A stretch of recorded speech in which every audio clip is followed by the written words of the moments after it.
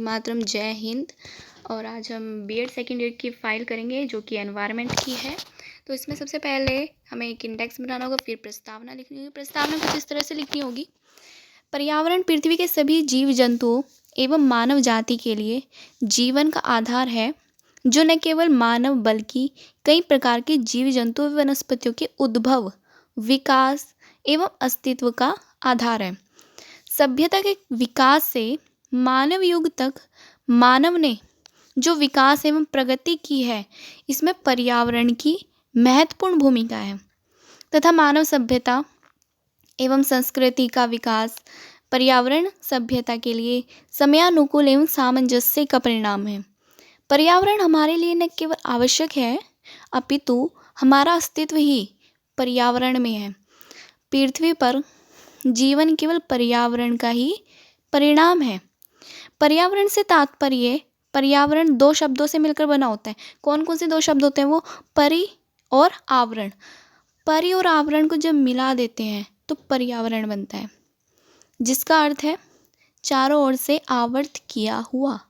अर्थात चारों ओर से घिरे हुए पर्यावरण से तात्पर्य उस वातावरण व परिवेश से है जिससे हम घिरे हुए हैं। यह उन सभी बाहरी दशाओं और प्रभावों का योग है जो प्राणी के जीवन और विकास पर आधारित है। तो इस तरह से हम प्रस्तावना लिखेंगे। और ये भी प्रस्तावना है, यदि मानव जीवन का उदाहरण ले तो इसमें हम उदाहरण के साथ समझाएंगे। तो हम इसे बहुत सी दशाओं जैसे जंतु, जल, वायु, अग्नि, मौसम, समाज, धर्म, मान्यताओं, भाषा, नैतिकता, आदर्श आदि और परिस्थितियों से घिरा पाते हैं। प्रकृति में उपस्थित समस्त जैविक और अजैविक क्रियाएं परस्पर संबंधित हैं और एक दूसरे को प्रभावित कर एक निश्चित सामंजस्य बनाए जाते हैं।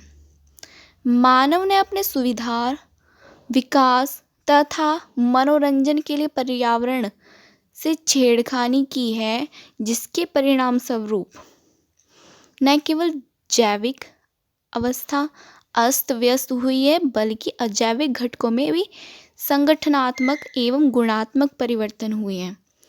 तो प्रकृति में विजय पाने से मनुष्य ने अनेक कार्य किए, जैसे वनों की अंधाधुंध कटाई कर दी, कारखानों से नदियों में गंदगी, पेट्रोल आदि का प्रयोग तथा जनसंख्या वृद्धि, जिसके परिणाम स्वरूप प्रदूषण प्राकृतिक संसाधनों प्राप्त परिवर्तित भौगोलिक स्वरूप तथा ऊर्जा संकट के रूप में हमारे सामने प्रस्तुत हुई है, जिन्हें दावत तो केवल मनुष्य ने दी ही है, किंतु इसका अंजाम मानव जाति के लिए साथ साथ समस्त जीव जंतुओं, पशु पक्षियों को भुगतना पड़ा है।